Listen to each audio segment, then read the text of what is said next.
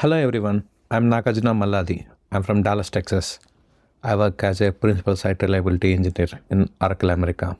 Today, I welcome all of you to join in Conf42 DevOps 2025 conference.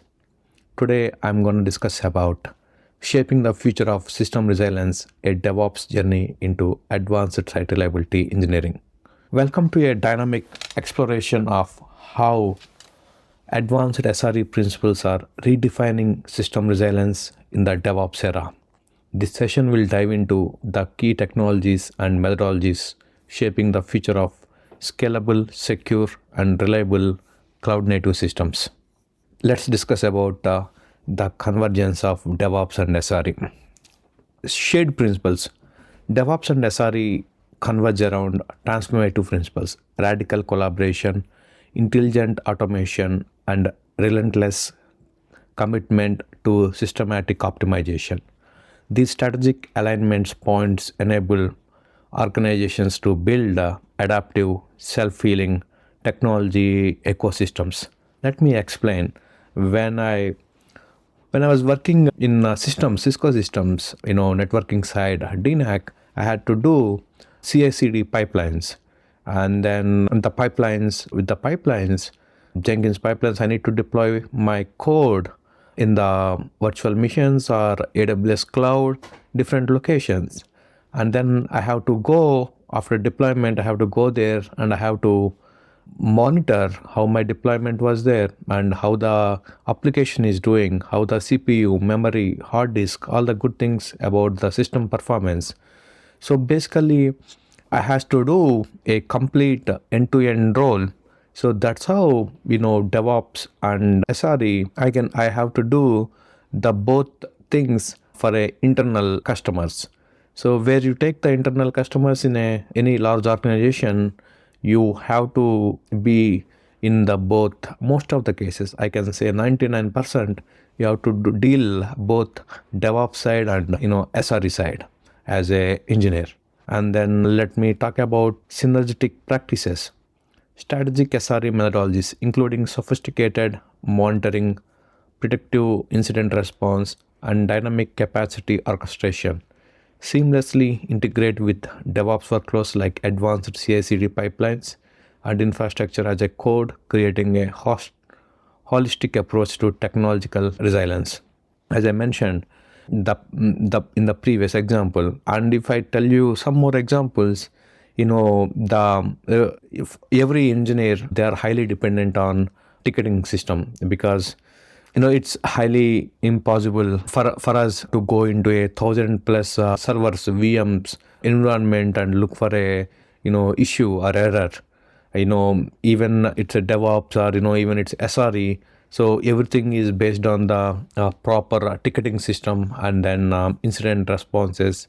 If you are depending on the Slack or WebEx shots, getting a messages into your messaging system, so that you can look at that, you can fix your code, or you can feel that whatever you are doing is perfect, and then you can go for the next steps, and you can go for the deployments in a strategic way, going for a lower environments to higher environments.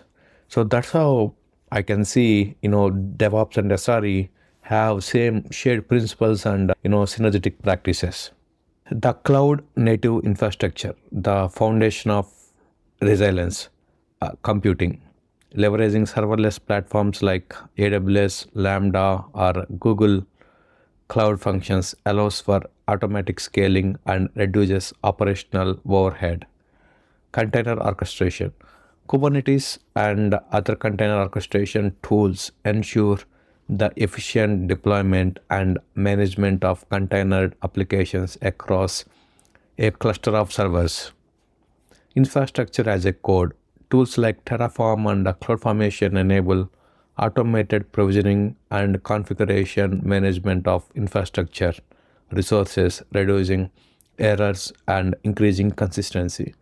I assume, if you are part of this Conf42 DevOps conference, I assume you already might have come across or might be already working or might be already a master in working with Kubernetes, Dockers, Terraform, like a lot of tools. I'll tell you the advantage. As a, let's say if you think about any automation, it's highly not possible, we logging into a servers and then making the changes or making the enhancements. So we have to go for any tool like Ansible, Terraform, Puppet, Chef, QuickBooks. We need to go there and then make our automation or changes there so that, it can talk with all our servers. And then if you see the example of Kubernetes, what is the advantage of that? By having a Kubernetes, you can make your application run always. Kubernetes has a lot of pods running with, just in case if you want to do rollover or if you want to do a deployment, you can do pod by pod so that you can make your application always running and then you can do the deployments also. That's the advantage the Kubernetes type of clustering concept gives us, so that you can make your application always up and running. So let's talk about key SRE strategies building robust systems. Security. Implementing security best practices like identifying and access management, encryptions, and vulnerability scanning is crucial for system resilience. Observability. Tools like Prometheus, Grafana, and Jagger provide comprehensive monitoring, alerting, and tracing capabilities, enabling rapid issue detection and resolution. Capacity planning. Proactively capacity planning based on historical data and anticipated growth ensure optimal resource allocation and prevents performance degradation. Chaos engineering. Introducing control failures and disruptions to systems helps identify vulnerabilities and test recovery mechanisms, leading to greater resilience. So when I'm discussing about this, I think see Prometheus and Grafana. Let's say if we want to monitor anything, Prometheus has so many exporters. Let's say if we want to monitor URLs, if you want to monitor your certificates expiry date, or your key tool certificates, or if you want to monitor your system performance, your network performance, you name it, your application performance, your services, your Linux services, your Linux applications, Windows services, anything, with the Prometheus, you can have a exporter, and then with that exporter, you can able to monitor, and then you can able to take advantage of those exporters. Like that's called observability. We can observe end to end what's happening, and then on top of this, we can visualize everything with the Grafana. Now Grafana is a powerful visualization tool, and you can directly send now alerts from Grafana itself. It can be integrating with any tools like Slack, WebEx, emails, ticketing systems. You can integrate any tool with the Grafana, and then you can send alerts, tickets, whatever you want. So that's how you can make observability work for you. And then security, now I work in healthcare side, and then healthcare, the security protocols are very important. And previously I used to work in, mobile technologies, banking side, and everywhere the security protocols are very important. And then we have to maintain, being SRE or, DevOps sides, those security protocols. And the biggest thing now for the companies is cost management, which comes with capacity planning. Is your storage is scaling, is CPU is scaling, why is scaling how much money it's cost, and then how many CPUs the system is using, and then can we reuse anywhere. So it's all the questions when we think about the capacity planning. So capacity planning is very important, and monitoring the capacity with tools like Prometheus and Grafana is more important, so that we can see what's taking a lot of your CPU and memory, for the application. And the same chaos engineering, introducing, control failures and disruptions to systems. Here, we can think of doing some machine learning or AI to see at exactly what type of failures are happening and at what timestamp these failures are happening, so that we can go back and review, and then we can able to find a pattern and we can able to fix them. So that's Chavo's engineering. Metrics that matter. Measuring system health and performance. 99.99% availability represent the percentage of the time system is operational and accessible to users. 100 milliseconds latency measures the time it takes for the system to respond to a request, impacting user experience and system performance. 100 throughput indicates the number of requests a system can handle per unit of the time, reflecting its progressing capacity. And zero error budget defines the acceptable level of system failures of errors, providing a framework for balancing reliability and innovation. So think about a platform where you are working. Let's say if you are working on a healthcare, and then your bills are going down, and then it's not 100% availability. Think about the impact of that on the healthcare industry, or on the patient information, patient requirements. If any healthcare trials are going down, and then it's huge impact on the healthcare industry.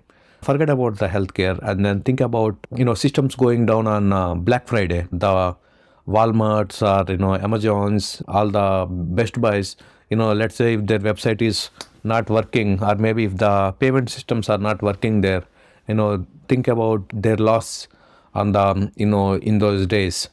And then so some not only mobile industries, healthcare, nowadays all the industries are in need of site reliability engineering, and every industry has their own customers, and then keeping that customer credibility is important with ongoing competition and lot of things happening around.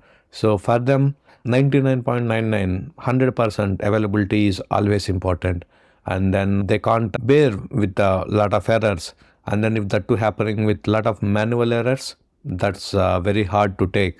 So with the DevOps and SRE technologies, automations, we can able to minimize or eliminate those manual errors, and then make systems highly available. So the role of automations in SRE streamlining operations. Automated provisioning and configuration management for infrastructure resources. Automated monitoring and alerting systems for proactive issues detection and resolution. Automated deployment and rollback processes for application and services. Automated incident response and remediate workflows for faster recovery times. So let me explain with an example. So let's say, I will take example of a networking company's scenario. Let's say if you want to deliver a networking package, and then you need to collect with so many teams, like it has a subcomponents, and then you need to collect with so many teams. How you proceed? It's highly not possible, going to each team and then getting the packages, testing it, and then validating and then merging. So nowadays, with in the fast going IT environment, it has to be everything automated. So the packages should be certified and automated, and then they should be properly monitored, and then they should be deployed into a virtual machines or cloud, and then properly monitored with alerting systems, and then fire the alerts if needed. And then if there is any issue, if that is not passed in the basic testing or automation testing, immediately send back to the development team, and then ask them to remediate the issues for the fast recovery. It has to be that much fast paced nowadays. And then with automation and CI/CDs, DevOps, it's like all these different entities clubbing together, we can make this kind of things fastly, fix very quickly. And think about transportation industry like Tesla. If you're going on a Tesla car, and suddenly if it sees a object, and then if the car is not stopped in the autopilot, then that's a big issue. Immediately the machine learning has to catch that event, and then update back to the Tesla's development team, and they has to work and then fix that issue and update the software. So that's how this task has to be like high priority, and has to be automated end to end for the faster for the faster resilience, and to make operations streamlined. AI and machine learning in SRE, enhancing predictive insights. Anomaly detection. AI algorithms identified deviations from expected behavior and enabling early detection of potential problems. Predictive maintenance. AI models predict system failures or resource bottlenecks, allowing for proactive intervention and prevention. Automated root cause analysis. AI-powered tools help pinpoint the underlying causes of incidents, leading to faster resolution and improved system understanding. So just now I mentioned about Tesla's example. If you see a networking example, like let's say if there is 100 Walmarts in the Texas area, and then if there is a main Walmart center is in Dallas area, and from there all the networking signals, routers and everything is being monitored from that area. Think about a Walmart router is going down in Houston area. If somebody has to go from Dallas to Houston, they had to drive or fly and then fix that router issue. Until that, the Walmart won't be having any operations. They have to close. So let's say if that is automated, if the routers, everything is, software is automated, and then the person who is looking at the signals, routers health, if they got the notification that Houston router is down, Houston router is, signals are getting dropped, the firmware need to be updated, software need to be updated. Then he can push the button, and then Houston router firmware will be updated, and then without any downtime they can able to fix it, and then the business will run normally. And then same thing, if you think example of Apple stores or multiple locations where any franchise places where it has a common internet or common routers or the networking, the servers to be up is network to be up is pretty important. In those places we can think of having AI and machine learning to see the issues and then fix it automatically. And then automated root cause analysis. Let's say think about this, if the database is full, database is because of the database, if any healthcare or anything trials are going down, and then until somebody comes and then fix it the database. What about auto restarting the database? We can try that as a first step, auto restart the database, and then get the error messages as a separate log so that somebody can debug it later and then bring the trials up. Or maybe before it's going down, maybe auto tune and then make the performance up, or probably try to remove unwanted events or logs to decrease the storage. So something like that we can able to do, and then we can fix the root cause. We can get the root causes and then try to fix them. So all these are pretty much important, and then these all involved with a proper SRE dealing with all the issues or outages with the help of development team and DevOps. So that's how we can able to enhance predictive insights. SRE best practices from theory to action. Embrace continuous improvement. Continuously monitor system performance, identify areas for improvement, and iterate on solutions. Foster collaboration. Promote open communication and collaboration between development, operations, and SRE teams. Invest in observability. Build robust monitoring and tracing capabilities for comprehensive system insights and rapid issue resolution. Prioritize automation. Automate as many processes as possible, streamlining operations, reducing errors, and freeing up valuable resources. So let's discuss on this one. Embracing continuous improvement. So I would tell that have regular requirements gathering and then meetings, and then nothing is too small. Like if you see Paw Patrol, the Paw Patrol guy says that no task is too small task. Same for allows for SRE. Nothing is too small. You have to get whatever the requirement issues and then plan it properly, and then so you need to be on finding the root cause and then fixing it, and then it has to be automated way, because a manual action sometimes causes the manual errors, human errors. Nobody is perfect, so we have to keep automated way so that we can eliminate a lot of human errors. And then observability of a lot of things, not only system health, observability in terms of logs using Elk Stack, Splunk, or whatever the tool that your company is using, OpenSearch. Yeah. And then using those tools and collaborating between operations and then development teams and SRE teams are pretty important. Development team has to, give proper directions to the operations, and then operations and the development team has to give proper requirements to the SRE teams. So these are all go in a circle, like everything is dependent on the other things. So we have to make sure that end-to-end workflow is perfect.